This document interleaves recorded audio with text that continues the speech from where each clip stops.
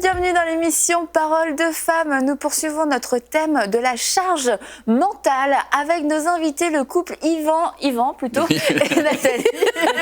Yvan et Nathalie, enchantée Nathalie, enchantée de même. Moi c'est Annabelle, je te présente Mathilde. Ça me fait plaisir, bienvenue à Paroles de femmes. Et on était hier on était ensemble déjà, mais bon. Et, tu nous as oublié très vite quand même. Hein. Bah, c'est Nathalie qui m'a oublié, ça vient d'enchanter.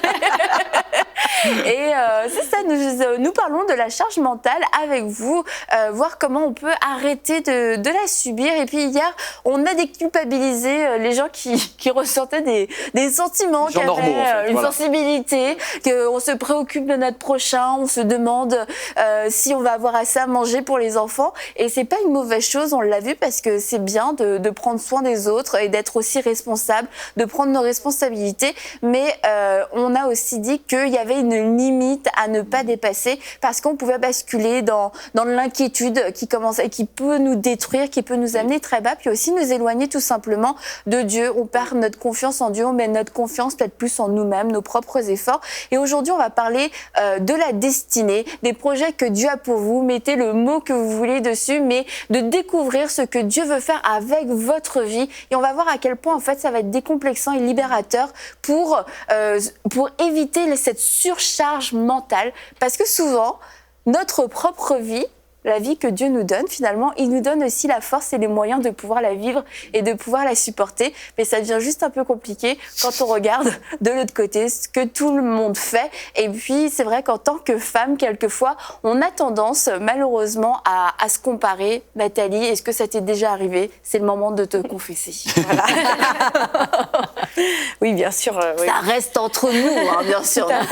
Personne n'écoute, personne ne regarde. Non, bien sûr, tout à fait. Enfin, moi, je suis quelqu'un, effectivement, j'avais tendance à me mettre la pression parce que je regardais les autres femmes, notamment dans le milieu pastoral. On se dit, les autres, elles sont bien, elles sont toujours zen, elles gèrent plein de choses, etc. Donc effectivement, j'avais tendance moi aussi des fois, à me comparer et à me mettre la pression, alors qu'en fait, Dieu, il avait un plan pour moi et il me demandait pas de faire plein de choses ou de faire comme les autres. Il demandait juste de faire ce que lui voulait pour moi. Et donc j'avais à faire ma part et c'est tout et rien d'autre. Et comment t'as fait justement pour découvrir, pour te recentrer dans ce que Dieu voulait pour toi? Alors c'est vrai que ça a pris un petit peu de temps, parce que comme on l'a dit hier, c'est vrai que moi j'ai rejoint le train en marche en me mariant. Hein. Du coup tout de suite, c'est vrai qu'on était très impliqués au niveau d'une église, du coup petite au début, mais en pleine croissance. Donc j'avais quand même gardé mon travail d'infirmière. Ouais, donc faut dire, c'est ça, si je veux préciser, c'est que vraiment vous deux, vous êtes impliqués tous les deux dans l'église et depuis le début, tu es très très impliqué dans l'église. Tout à fait. Ouais. Mais on a toujours gardé un travail séculier à côté. Voilà. C'est-à-dire qu'aujourd'hui, même dans l'église MLK, alors je fais juste un petit point, c'est tout le monde garde son travail en plus.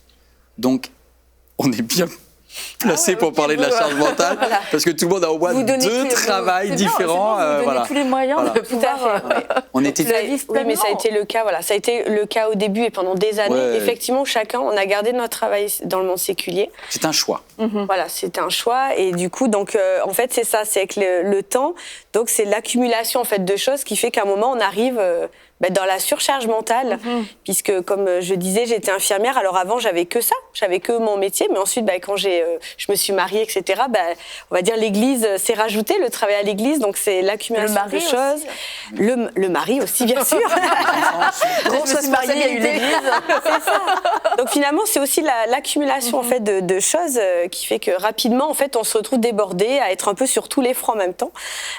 Et du coup, moi, donc ça a duré un moment, et des années aussi.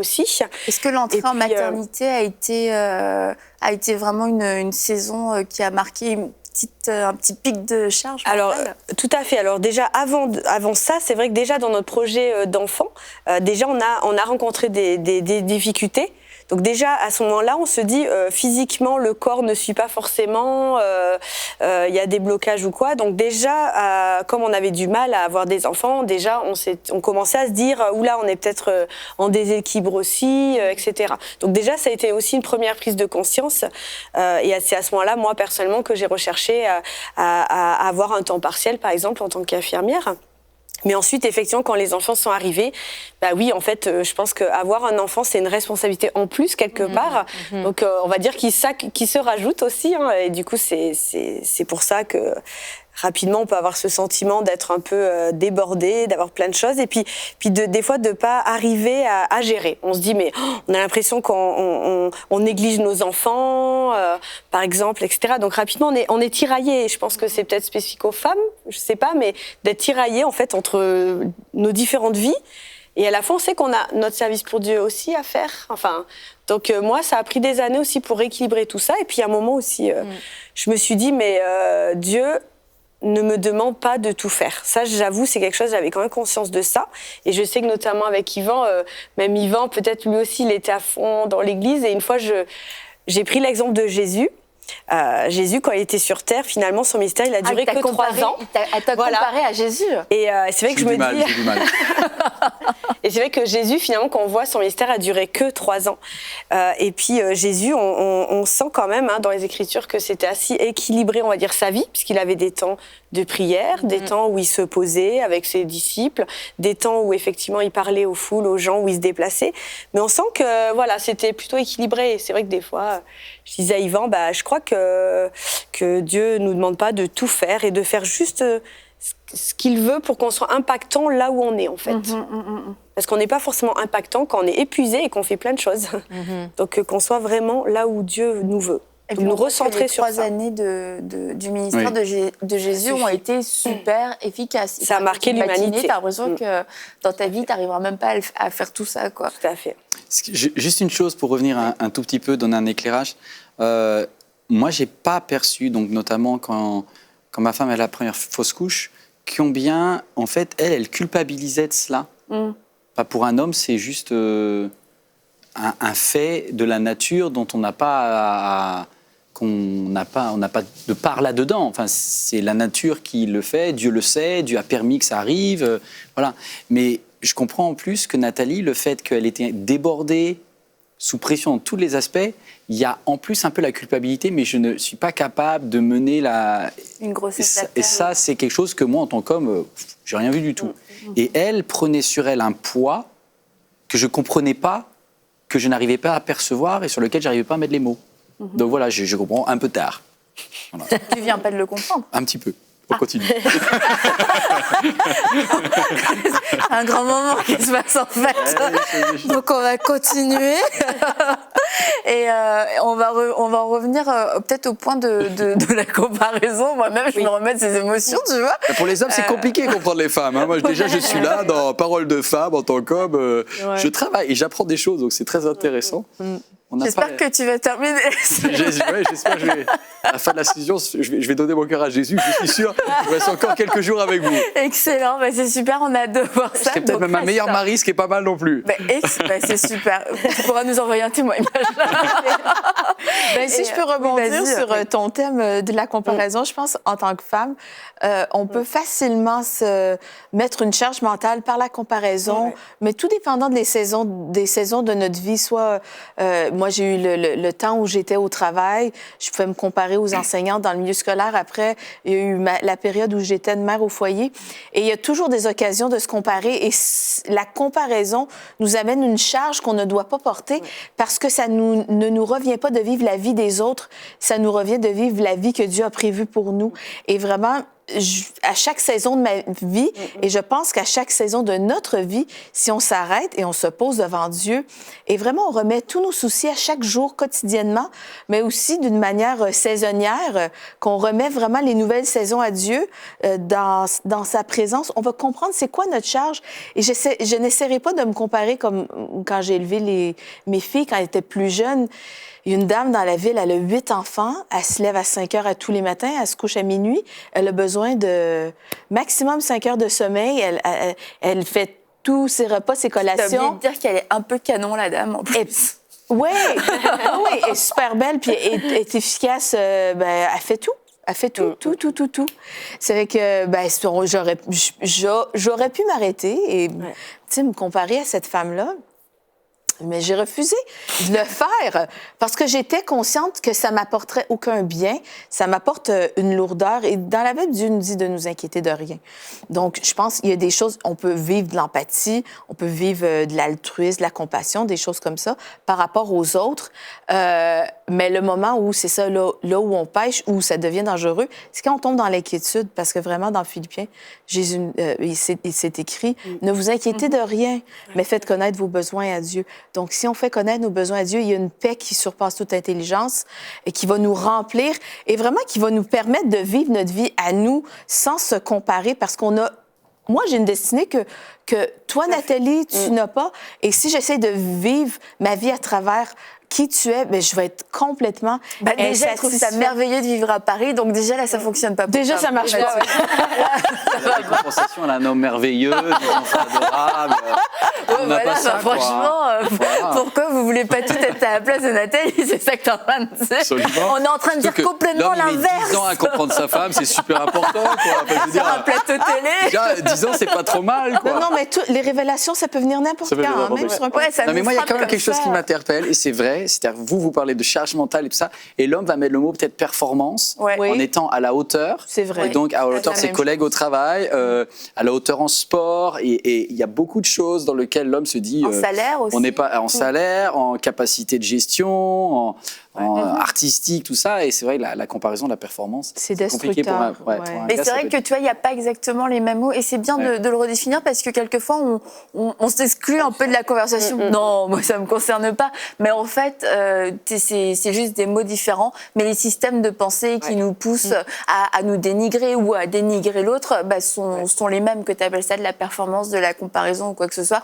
Ça revient au même. Et toi, Nathalie, tu as dû faire des choix aussi dans ta vie à différents moments pour vivre pleinement ce que Dieu t'appelait à vivre, même si c'était un petit peu contre-courant et inattendu.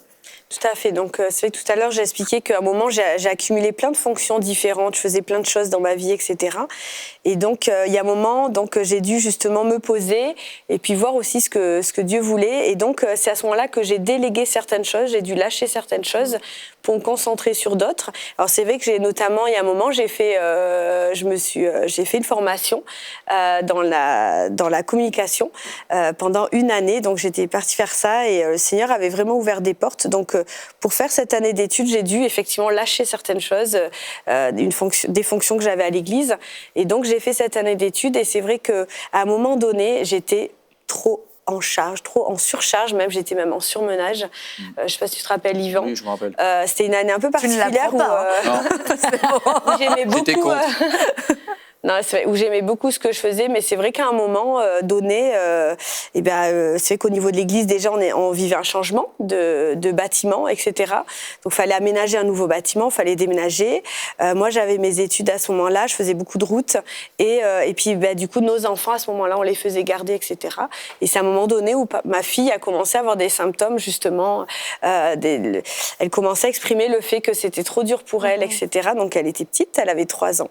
Donc, il y a un moment donné, et d'ailleurs c'est mon médecin traitant aussi qui a mis un peu le doigt dessus aussi, et j'avais pas réalisé que ma fille en fait faisait une sorte de régression, et du coup là j'ai dit là stop, j'ai dit là il faut que je revoie mes priorités aussi, et l'année que j'avais faite, j'avais presque fini mon année donc en études, mais malgré tout ce que j'avais appris, c'était bien déjà. Mais là, il était temps que j'arrête et que je me recentre aussi sur ma vie de famille, sur ma fille. Et du coup, là, j'ai décidé d'arrêter. Donc, voilà. Donc ça a été, voilà. Connaissant ma femme, elle n'abandonne jamais. Donc, le renoncement que ça a été pour elle de ne pas aller jusqu'au bout de l'examen. Alors, il y en a peut-être des téléspectatrices pour qui le difficile, c'est d'aller jusqu'au bout. Alors, ma femme, ce qui est le plus dur, c'est d'arrêter alors qu'elle n'est pas allée jusqu'au bout. Parce que le sentiment de culpabilité et de non-accomplissement de la mission qu'elle s'était donnée, c'était vraiment un crève-cœur. Et elle l'a fait par amour, par gentillesse, par consécration, par équilibre. Et bravo, quoi. Mais malgré tout, là, j'étais vraiment en paix aussi avec mon choix. avec ce choix-là. Donc je pense que humainement, c'est vrai qu'on peut se dire, il me restait, je crois, 3 mois. Il me restait 3 mois. Il y a même des gens, même bien intentionnés, même de l'Église, qui me disaient, allez, on va t'aider, allez, les 3 mois, vas-y, ne lâche rien. Mais malgré tout, j'étais en paix. À partir du moment où j'ai eu dans l'idée, je me suis dit, non, mais là, je vais vraiment arrêter.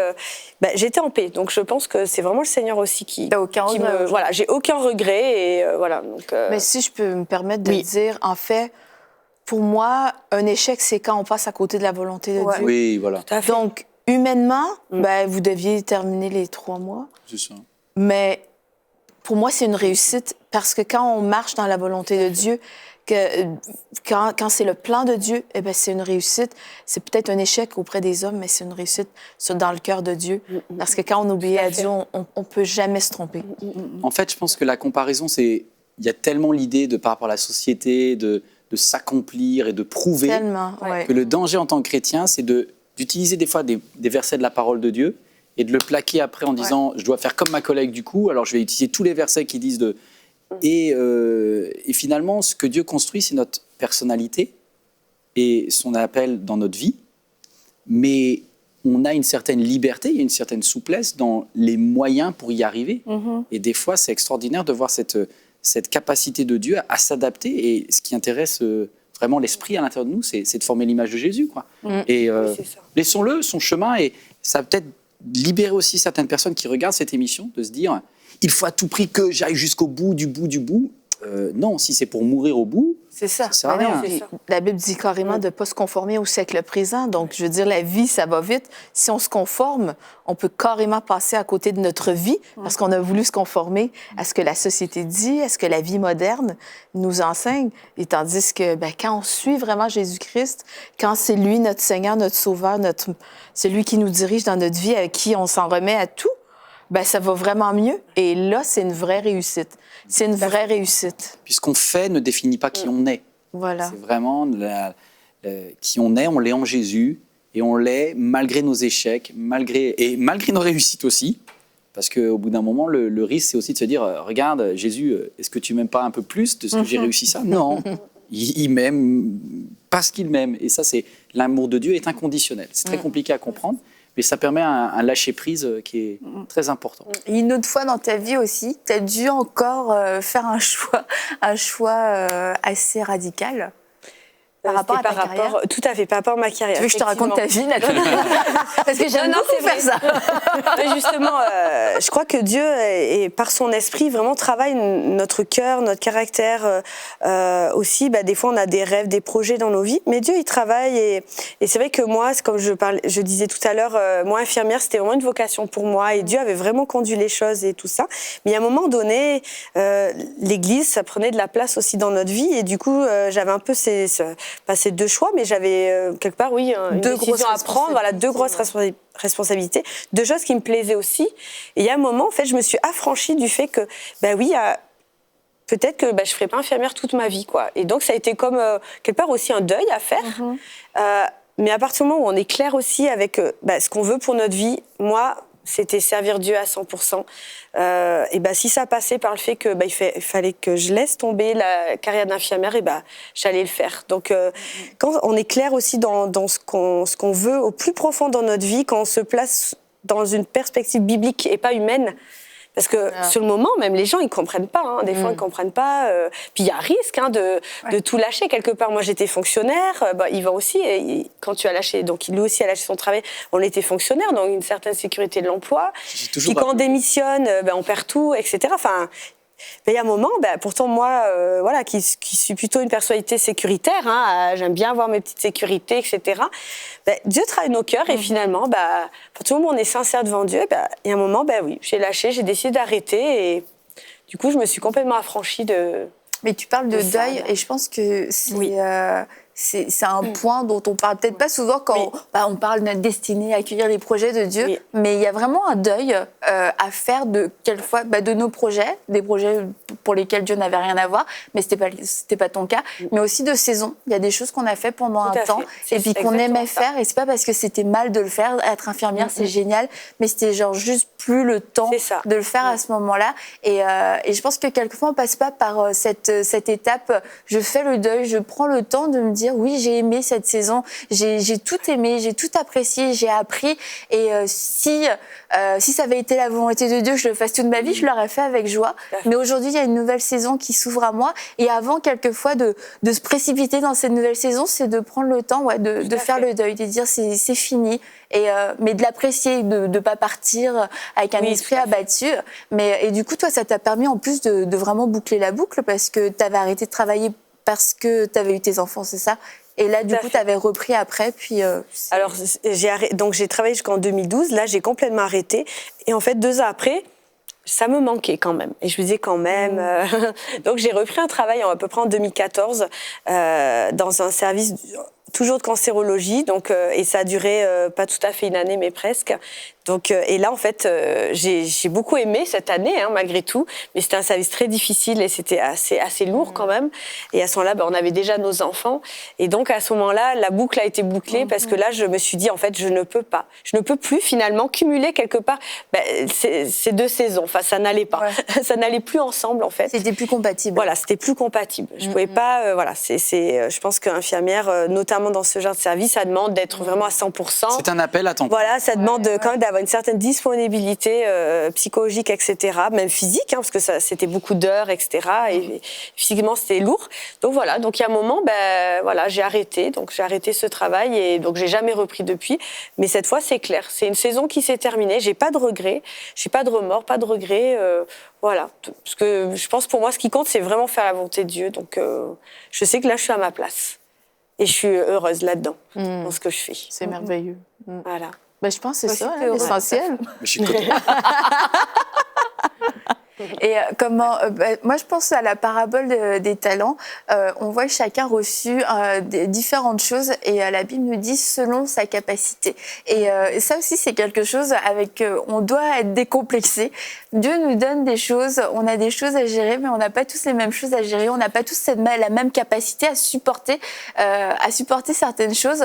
Et Dieu sait ce qu'il nous donne. Dieu sait la force qu'on a pour pouvoir le faire. Et quelquefois on s'inflige plutôt des souffrances parce que toi Yvan tu fais ça et tout, t'es pasteur dans une église et tout, pour moi c'est ça la réussite. Et puis je me lance dans un copier-coller de ta vie, un copier-coller de ta vie à toi, Nathalie, mais vraiment c'est d'être décomplexée. J'ai reçu ce que je pouvais supporter et je dois apprendre en fait à être heureux avec ça et à le cultiver au maximum pour que ça puisse rapporter le maximum. Mais quelquefois le danger finalement, c'est que quand on trouve qu'on a reçu peu, on fait absolument rien. Non mais c'est terrible. Tu te dis déjà j'ai reçu peu et en plus ça donne rien du tout. Ouais, c'est une catastrophe. Il peut y avoir des saisons de désert. Des saisons de désert. De désert, où rien ne pousse. Ça arrive aussi. Faut être juste. Il y a des personnes qui vivent une saison où, malgré tous leurs efforts et tout leur courage, il y a une saison de désert. Après, il ne faut pas tomber dans le trou. Moi, j'ai une pensée.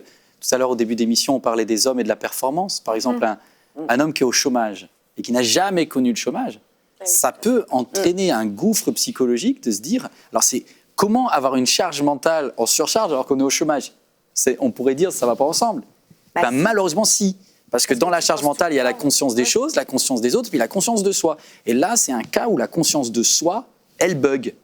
Parce qu'il y a une telle souffrance sur la conscience de soi, parce que si quelqu'un qui s'est construit dans « j'existe grâce à mes projets, grâce à mes réussites, grâce à... etc., grâce à mon travail, par exemple », tout d'un coup, ceci est enlevé, il y a un choc qui fait que les pensées dans la tête font du ping-pong, alors que, théoriquement, on aurait le temps de les gérer. Mais, à un moment, elles s'imposent à nous et ça peut être très dangereux. Donc, attention, peut-être enlevons l'idée si quelqu'un vit une situation comme ça dans un couple où l'autre dit « mais je ne comprends pas alors qu'elle ne travaille pas, mais pourquoi il se plaint, pourquoi elle se plaint ?» Soyons un tout petit peu plus prudents. Il y a peut-être un drame intérieur qui est la conscience de soi qui est en souffrance à ce moment-là. Et donc ça aussi, ça se peut se présenter devant Dieu. Déchargez-vous sur vous de tous vos soucis. Des fois, c'est un souci qui est de « je ne suis pas bien dans mon identité ». Viens m'aider, Père, à accepter à lâcher prise là-dessus. Et c'est aussi la conscience. En fait, ce que tu veux dire, dis-moi si j'ai bien compris. Vas-y. C'est que la charge mentale n'est pas forcément liée à un trop-plein d'activités. Voilà. C'est pas parce qu'on n'a pas le temps, c'est pas parce qu'on court dans tous les sens. C'est souvent un trop-plein d'activités. Mais ça peut venir aussi... C'est un trop-plein de pensée aussi. Oui, d'un mal-être intérieur, un problème à gérer intérieur. Ah bah oui, ça c'est clair. Parce que à partir du moment où tu passes dans des difficultés, c'est sûr qu'on a tout le temps ces deux choix. On a le choix, le vaste choix... peur, panique, doute, inquiétude, anxiété, nanana. Et puis, il y a l'autre choix. Je fais confiance à Dieu dans cette épreuve, dans ces moments où je ne sais pas pourquoi ça m'arrive. J'étais le meilleur employé de ma boîte, je suis le seul à avoir été virée. Et c'est sûr que là, c'est de faire aussi confiance à Dieu. Et puis, c'est quelque chose que tu as appris à faire, Nathalie, au fur et à mesure des années. Vraiment, à constamment revenir au Seigneur et te confier en lui. Justement, ce sentiment de mal-être ou d'inconfort, finalement, nous amène... naturellement, quelque part, quand on est chrétien, à venir chercher auprès de Dieu, en fait, le soutien dont on a besoin, la force de continuer. Donc, c'est vrai que... Et finalement, c'est dans cette zone d'inconfort. C'est là, des fois, quand tout va bien, c'est là que des fois, on oublie un peu voilà, quoi, la grâce de Dieu et l'amour de Dieu, etc. On l'oublie un peu. Et donc, finalement, c'est de profiter de cet inconfort quand on est tendu, quand on est stressé, à ce moment-là, vraiment, d'avoir ce réflexe, et moi, c'est le cas, d'avoir ce réflexe de vraiment venir auprès de Dieu, comme David le faisait dans les psaumes, et de vraiment décharger sur lui nos fardeaux, nos soucis, et de le faire tous les jours.